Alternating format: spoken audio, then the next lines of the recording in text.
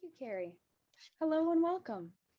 I'm pleased to introduce the moderator for today's panel, Supporting Medical and Professional Well-Being, Dr. Leora Mogilner.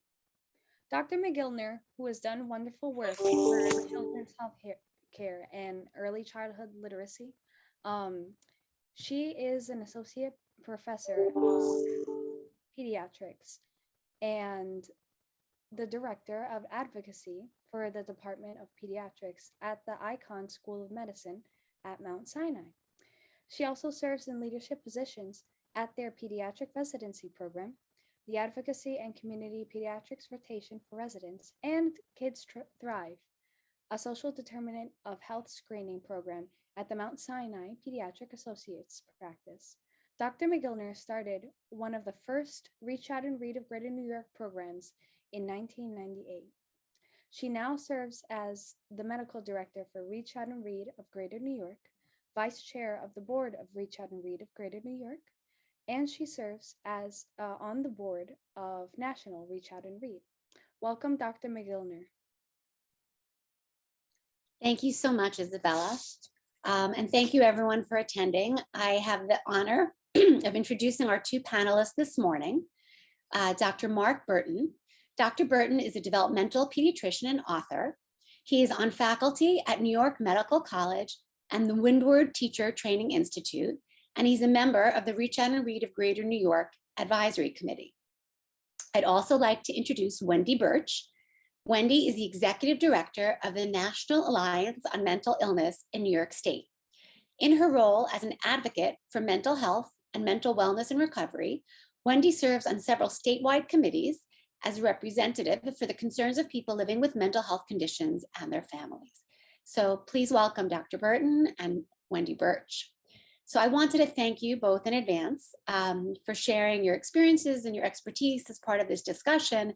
And I'm sure we're going to have a very robust Q&A when this is over as well. So we all know, and there's a lot of evidence, I don't even want to say post-pandemic, where I feel like we're still in the pandemic, but due to the pandemic and its ongoing aftermath, healthcare workers have been exposed to a tremendous amount of stress.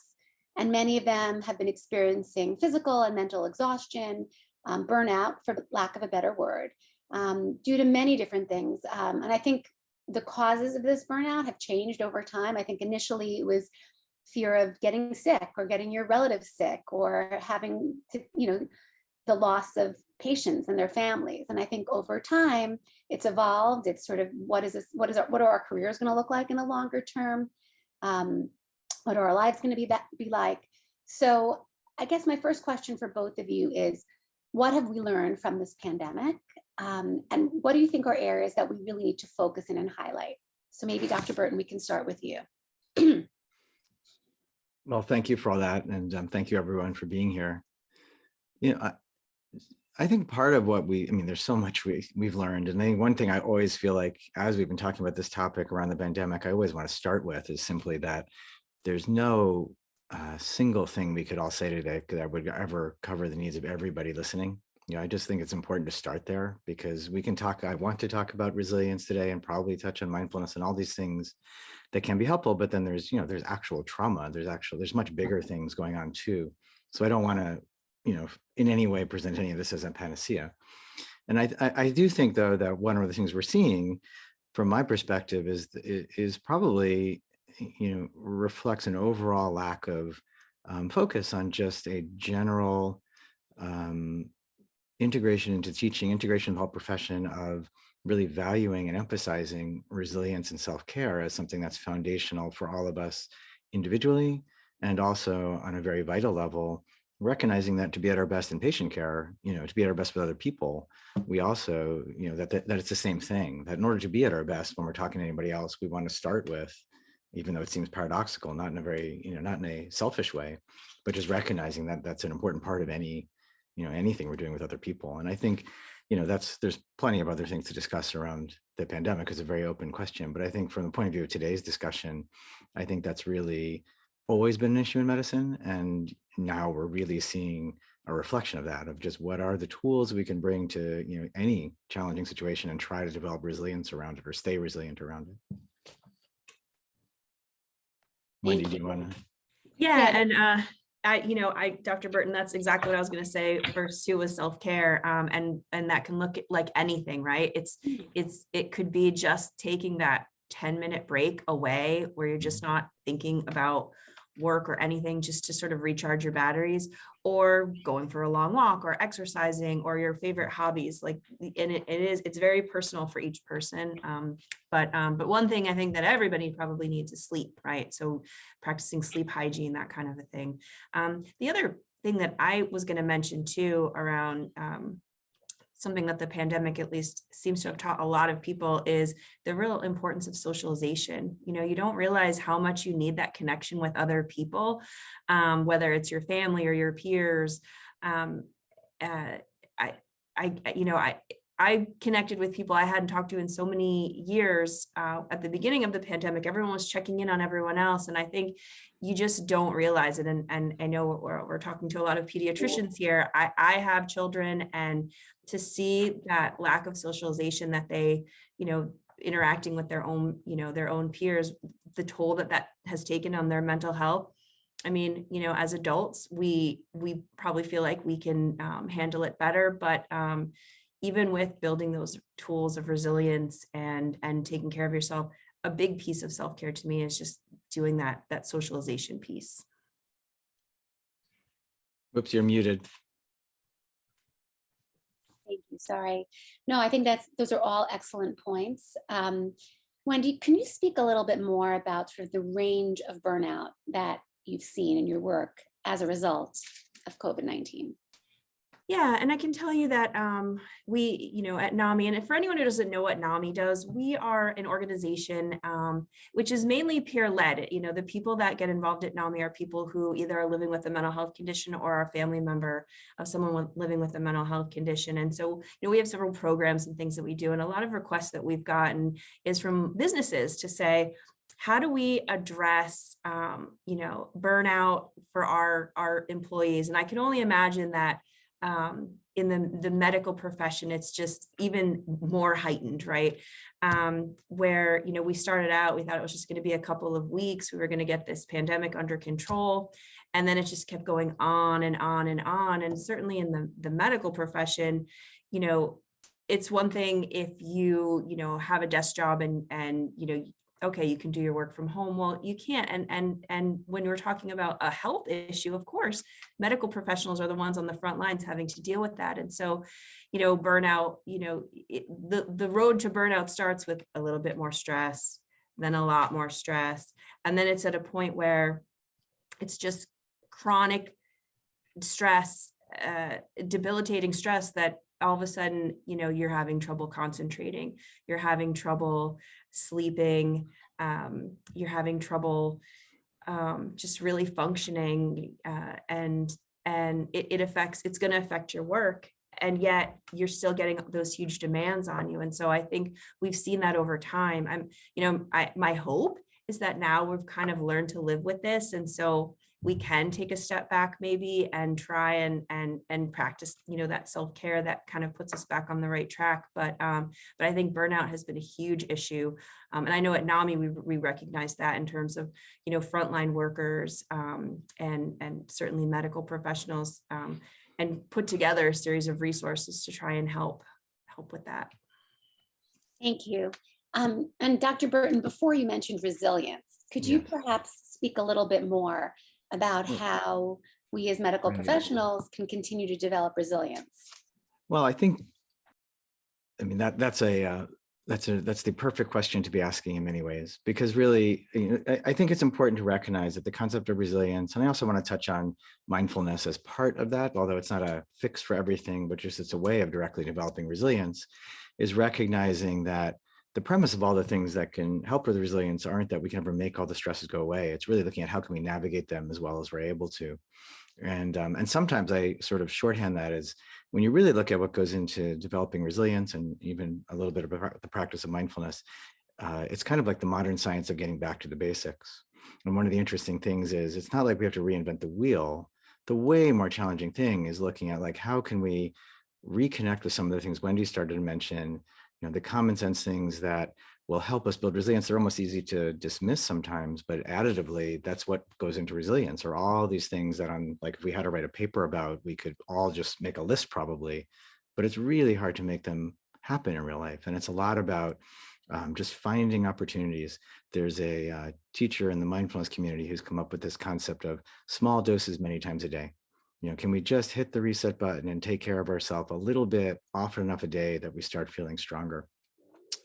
So when I organize my thoughts around resilience, I usually touch on several different things, a couple of which Wendy brought up, but I think, it's it is one of those things. There's I know it's a short format today, so I'll give the 60-second version of this, but there's a Southeast Asian story in which a leader of a country goes off into the jungle to find some guru who knows the meaning of life. This is the really short version of the story. And the guru just like gives them a cold shoulder, won't talk to them, and finally says, all right, look, the meaning of life is treat other people like you want to be treated.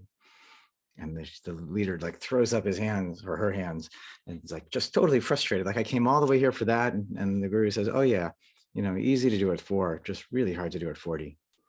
And so a lot of this science is stuff we all know. It's a matter of how to get it done. And when you look at it, it touches on what Wendy talks about. So some of it is about, in the midst of our busy lives, prioritizing the relationships that sustain us in an active way, and maybe cutting back on things like social media or spending excess time with people who maybe aren't really sustaining to us. And relationships are a core part of resilience.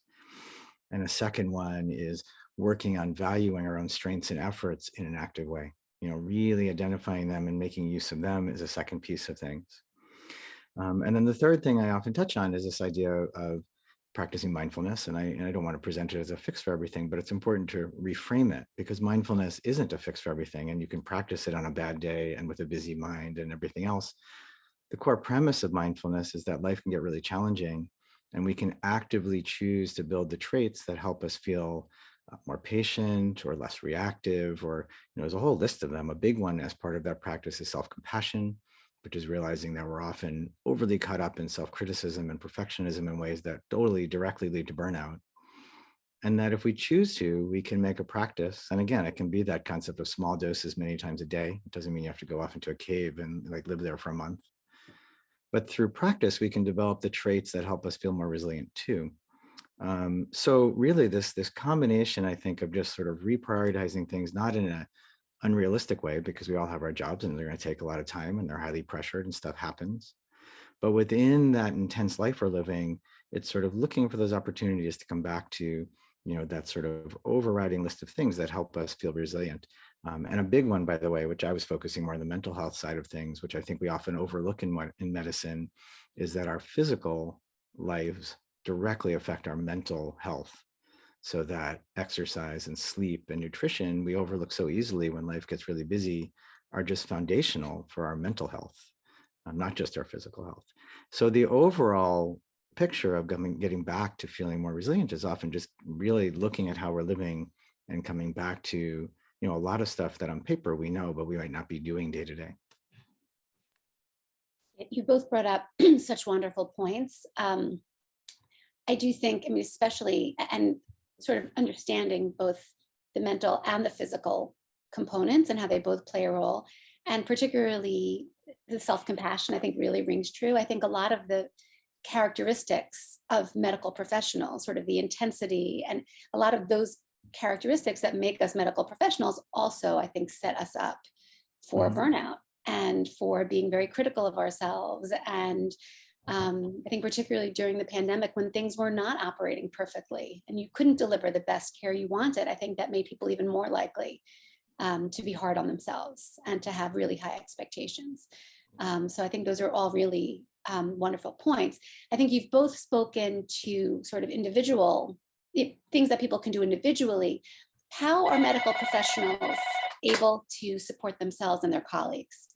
And if we think about sort of on an individual or a community or sort of a policy level, what do you think are there practices or things that you have heard about or could talk to that have been able to support sort of the mental well-being of medical professionals? We could start with you, Dr. Wendy. Oh, I was going to say, Either way, it's fine. You want to start, Wendy, on the policy? Not being specifically a medical professional myself and as more as a layperson, I would say that peer support is really one of the great ways. And of course, NAMI, that's what we're all about, is peer support. But that's really one of the ways that I would say is a resource for people. I think in some cases it might be a little bit harder to reach out maybe to, your colleagues. Maybe you don't want to share everything with them necessarily that you work with every day, but there are a lot of kind of anonymous areas too. And I'll make sure I put some resources in the chat for people that I'm aware of. But I think, peer support for sure. And then just trying to maintain that work-life balance. I think that's important. Yeah. Well, I think you can look at it both, I think, from a sort of administrative level and from an individual level, like you're asking, because I think at an administrative level, if you're setting the tone in your work setting on any level, running a department, running an entire organization, a lot of it could be just looking at what are the priorities you're setting, and are you creating an atmosphere in which it's okay for people to take care of themselves or take a breather if they need it, or I ran rounds at a local hospital a couple of weeks ago, and I know that afterwards they've been doing a little bit of a mindfulness practice at the start. I don't want to focus just on mindfulness, but it came up again. But they have been doing a mindfulness practice at the start of their noon conference, I think every day since I was there. And it's not long, it's just a way of hitting the reset. One way of looking at some of these practices is just breaking the cycle of stress for a moment, letting things settle, because otherwise it just accumulates all day long.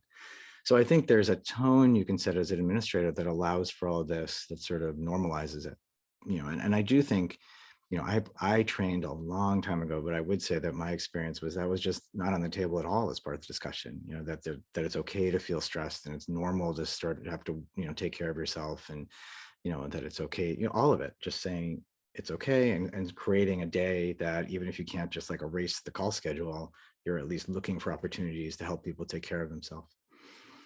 And then I do think it's really valuable to look at resilience as a whole, whatever practice, I think one of you said already that it's not about, whether you practice mindfulness or go for a, run or whatever you're doing, you just got to find something that lets you take care of yourself. But I think a fundamental shift that's valuable in looking at that time is that if you work on your own resilience and you work on your own self-care, that in and of itself changes how you treat other people.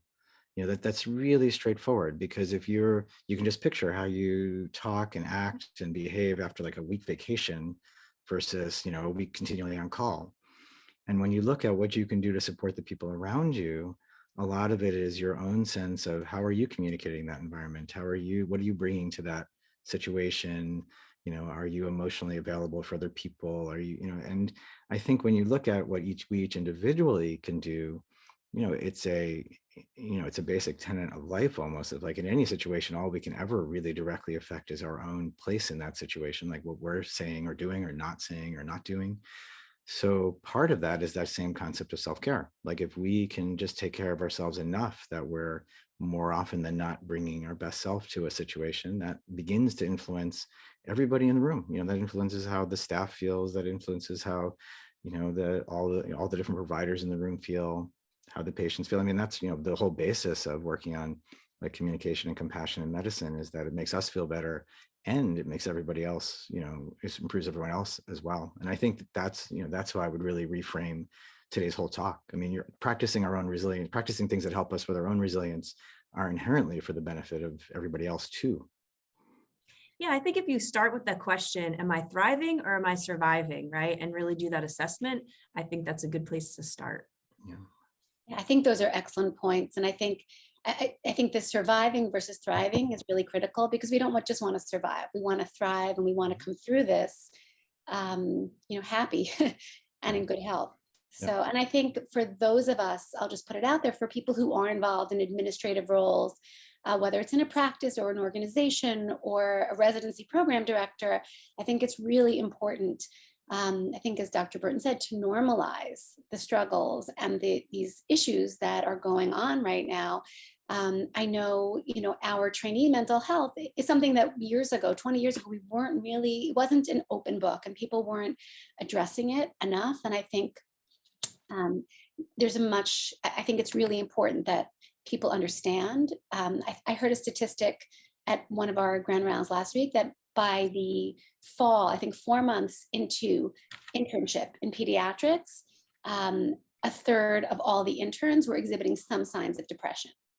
So that's a really scary number to me. And I think being on the lookout for this, and everyone that we work with, and particularly the people that we're training, is really, really critically important. So Wendy, could you perhaps talk a little bit about some of the resources and where medical professionals can reach out if they do need help?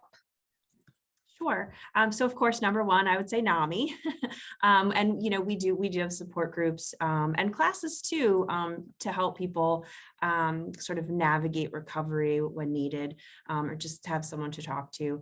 But the other thing that NAMI kind of started is they have a frontline wellness set of resources that they've collected and worked with partners on. And they have one specifically directed at healthcare professionals. So, there's some confidential and professional support things. And again, I'll put this in the chat, but there's one called Therapy Aid, which is for frontline, healthcare professionals, which they have both individual and group support. The Emotional PPE Project connects healthcare professionals with licensed mental health professionals who can help. There's the COVID mental health support, which is through the Pandemic Crisis Services Response Coalition, which also offers free mental health support. And the Battle Within, which I know that is was primarily for veterans, but they also help medical personnel and other first responders.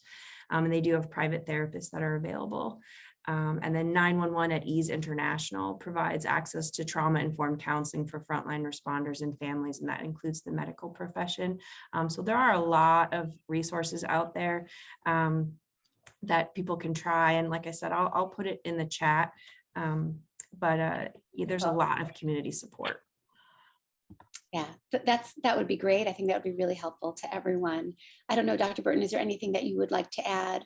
Yeah, I think I would, and I guess this time intentionally come back to mindfulness, just because I wanted to raise something different that people can actually, I always want to end with something people can actually try and do. And I think, in a general talk about lots of different things we could try, I just want to say that one of the most important things that happened to me is when I was in residency, somebody actually introduced mindfulness practice at noon conference just out of the blue, and it just kind of clicked. And that's been a huge part of my life, sort of growing ever since. So just to offer a resource that someone could try that sort of you can take with you anywhere and is something you can do that might be new. The basic practice, like I said, is one of actively choosing to try to build traits that help you stay resilient. So it's not relaxation, it's not meditation. Meditation isn't the point. So in terms of resources, if you want to just fit something into the day that can over time accumulate, just the skill set that helps you feel more resilient, there are many, many places to get started with that practice. So for all the sort of general things we talked about, those would be great to do also. For anyone who wants to get started with mindfulness, especially living in the New York City area, there are lots of classes being offered. Some of the hospitals offer them to the staff. I have a section on my website of just mindfulness resources because there's multiple different apps you can use. I mean, the way to think about mindfulness is kind of like a gym program, for better or worse. It's hard to stick to a gym program, but anybody could do it. So you can connect with the apps, the classes, and things like that. I think it's just something, to think about that would be something new and practical to try, where you might just try 10 or 15 minutes a day for a while and just see if it starts to impact things. There was actually a study on that. I'll end with that by saying that it's long been a debate in mindfulness. Part of how I started talking about it so much is that there's a huge research base behind it now, which is I find it really fun to be able to talk about it both as a, theoretical thing and also here's all the science. And as they've been trying to track down like how much matters, how much really impacts the brain, somebody came out with a study in the last year or so that said like as little as 12 minutes a day begins to impact how people feel. So hopefully that's inspiring to some people who can, you can come up with 12 minutes a day and it might begin to make a difference over time. And I see Kari put a link to your website and blog in the chat. So if people are interested in learning more about that. Yeah. So I'd like to open it up to questions at this point. I think Isabella was going to. Yes, we have one question. How do we begin to change the pervasive culture and actual work expectations and policies in the medical world that at best ignores burnout or at worst glorifies it? I bet you, Leora, you probably have a great perspective on all of that from where you're working. I mean, no, I'm only smiling because I think it's a really, it's a wonderful question. And I think we ask, those of us who are in academic medicine, ask ourselves this question all the time. I think many people have probably heard anyone in medicine has probably, and mental health might have heard the term like the days of the giants. When I was a resident, we didn't sleep for 3 days and we didn't, and we were on call by ourselves and we had to make IV fluid ourselves. I mean, I think there's this prevailing sentiment that, we suffered and we were better or stronger because of it. And I think what experience has taught us is that it wasn't good. These were not ideal circumstances, and being sleep deprived and not having adequate supervision and feeling incredibly stressed out many days of the week was not good. So hopefully duty work hours and a greater understanding, of the importance of taking care of one's physical and mental health will affect changes in that. I think it's an uphill battle, and I think it continues to go on. So things like having grand round speakers or having conferences at your medical institution about the role that mindfulness plays, or about attention, being on the alert for signs of depression and burnout is really critical. And also, so I think for ourselves, being vigilant and looking to our colleagues and our trainees and making sure that people are okay, but it's more than that. And I think the question was getting to the culture and the sort of higher levels, and what can we do institutionally to ensure that this is changing. And I think we're trying, I think many places are trying. I think the places that aren't doing well enough need to be called out. Yeah. Oh, no, please go ahead. No, I think it has to be, and I think having spoken, with colleagues in residency programs and institutions across the city, it varies. In some places, I think, are doing this better than others. I think, in some institutions, everyone who wants a mental health consultation can get it. There are low-cost resources. I think it has to be worked into the workflow when people need to take a break and when people need to, sort of unwind. So I think we need to constantly be aware of it. And the places that aren't doing it well enough or are using practices that are not safe or healthy, they need to be called out.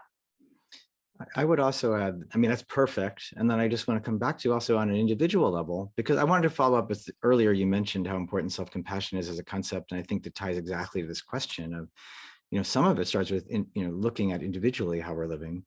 And I think, so I just want to mention in brief that, there's this great body of research started primarily by Dr. Kristen Neff out of Austin about how in our field, it often feels very paradoxical that actually self-compassion is kind of the antidote to perfectionism, and perfectionism is often what people think has gotten them where they, here, but that when we really look at it, we all know logically that, perfectionism and self-criticism are not sustainable traits. There is no perfect. So if that's our goal, intrinsically, often unconsciously, that's our goal, we're always going to fall short.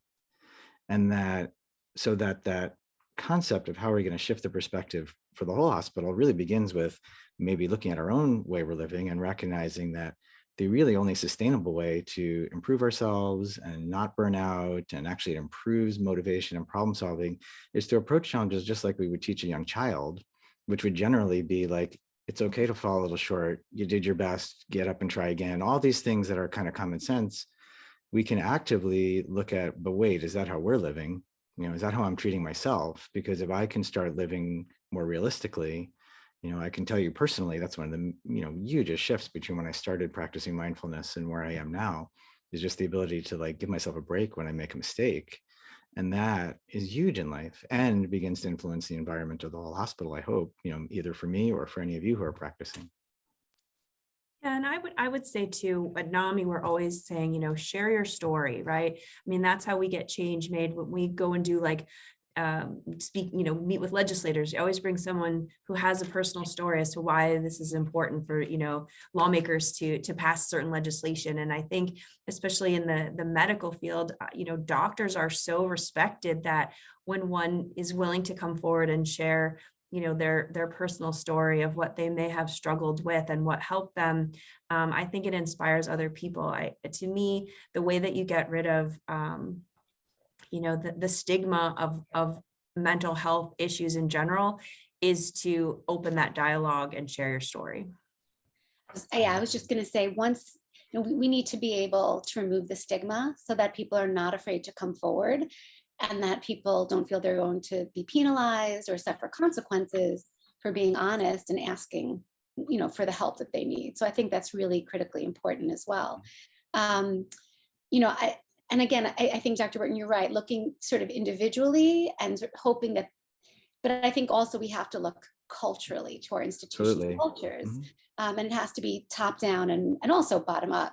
Yep. I saw that Kari posted what can Reach Out and Read do to support the medical professionals. And I just want to say there was a study, or probably more than one, that showed that providers who practice in sites that have Reach Out and Read actually reported less burnout. And there was another study I wanted to mention that showed that providers who were in clinics that were actively addressing, that were assessing families' social determinants of health and providing them with resources and help, and some of that could be literacy promotion or it could be food insecurity, actually had less burnout as well. So I think by practicing in sites with Reach Out and Read, I think we're all sort of protecting ourselves in a way. And I know personally, sort of the joy that I get when I'm with a family and we're talking about books and kids are so happy to have a book, and sort of like a bright spot during the pandemic, it definitely can alleviate some of the burnout. So I don't know, if there are, I can't think, I think just to have being, Reach Out and Read of Greater New York and supporting us and enabling us to have robust, well-functioning programs is a huge help, at least to me. Mm-hmm. I see there are a few other questions. Yeah, there are other questions in the chat also. That sometimes happens. Yeah. So I see here. Sorry, Isabella. Isabella, why don't you? Okay. Yes. Thank you so much for your response. They are really insightful. Amy Rosenfeld-Cass asks, how can businesses help employees with self-care so that their employees can serve the families and children to their best ability?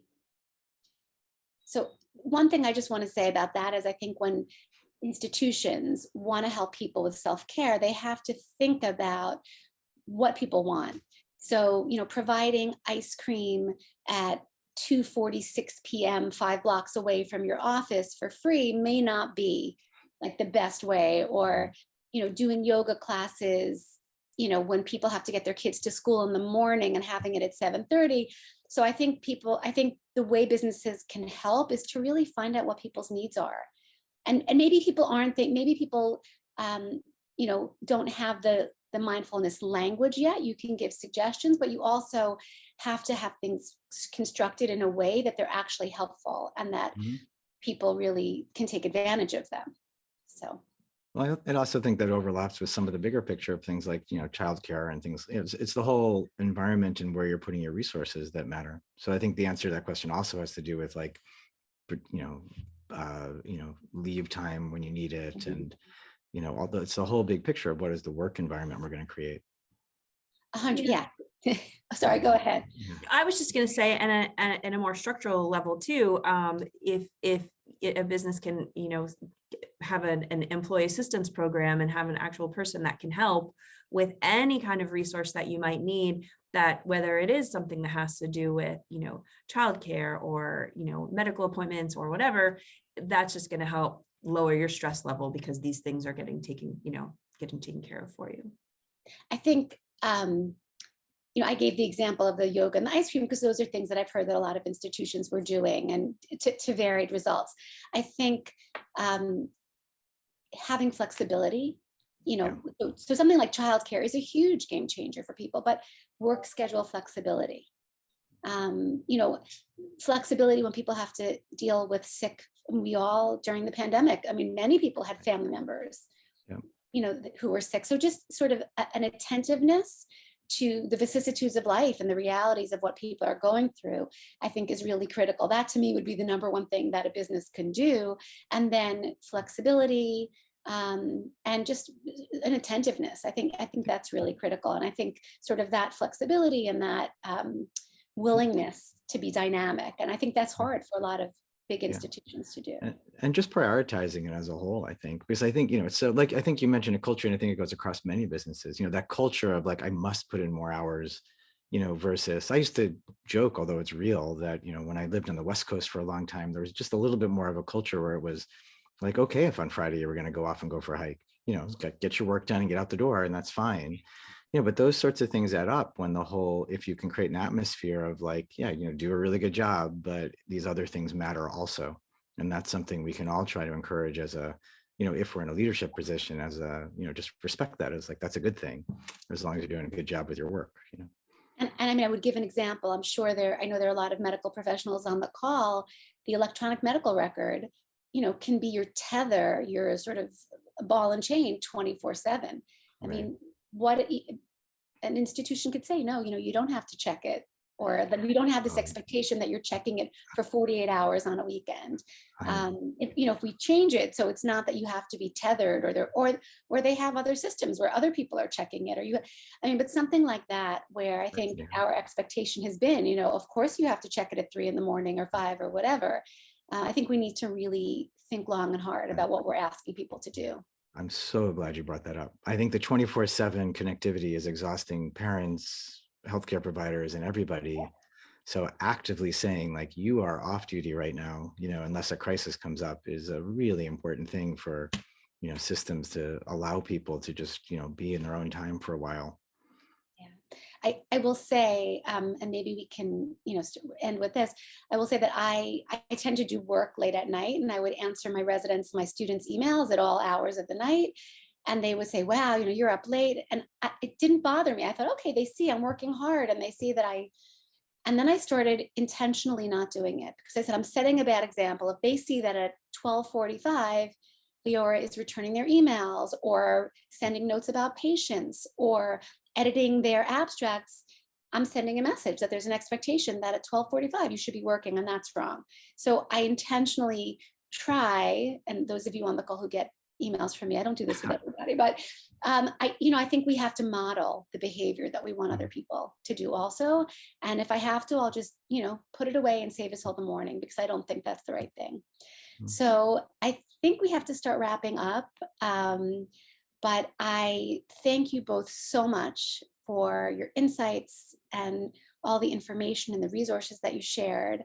I know I learned a tremendous amount, and I hope this is one kind of panel we don't ever need to have again. I have a feeling that's not the case, and I have a feeling that this is going to be an ongoing conversation. But hopefully you've both provided us with a lot of skills and tools and resources that we can use in the future. So thank you so much. Oh, thank you so much. Thanks everyone for being here.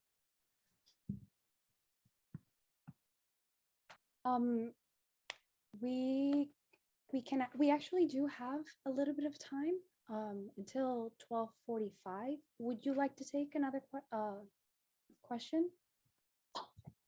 Sure, if we want to. Okay. We did that until 12:55. Yes. Oh, 12:55. Oh, 12:55. Okay, great. Okay. Okay, that's fine. Let's see. I see there's one other question. Has the pandemic taught you to practice more self-care and self-compassion? And how can we help the families and children to also learn and practice self-care and compassion? So I would say personally, it's certainly sort of, in a moment of crisis, I was able to come back to sort of almost firming up my practice. It became even more important to me to do the things that were, helping me stay strong, some of which were my mindfulness practice, but some of which were just like staying active, getting outside and doing things like that, which I find particularly helpful. So, and I think it's an important reframing of things to just recognize that in moments of crisis, which could be the whole pandemic or could just be a bad stretch of time in the hospital, it's easy to let go of those things instead, which sort of just perpetuates itself. So it's almost like when things get rough, that's when you actually want to, someone, when I went into medical school, gave me this great advice, which was find the one thing that keeps you sane, and no matter what happens, don't let go of it. And that was really useful to me all through medical school. And so, yeah, I think on one level, it helped me personally, and I think that's what I would encourage most people to do. I would say one thing I was thinking, I'm glad we have the extra minute, is one thing I would encourage everybody to do ending a session like this is, starting a new habit or going back to an old habit always requires like a real structured plan. So I would just encourage anyone who is inspired by any of this, I hope, to just pick that one thing. Just pick, if it's just one thing you can stick with a little bit, that'll start making things feel different. I would just do it in an active way, like actually come out of this with a plan and a schedule, whatever it is. And then the second part of the question about mindfulness in families, I think the easiest way to look at that, it almost dovetails exactly into everything we've been talking about today, which is it's almost like looking at the administrative leadership. So most of the time when you're talking about mindfulness in families, it starts with parents, and you can't just sit a child down and say, go start practicing mindfulness, go start practicing self-compassion. It has a lot to do with the environment they're being raised in.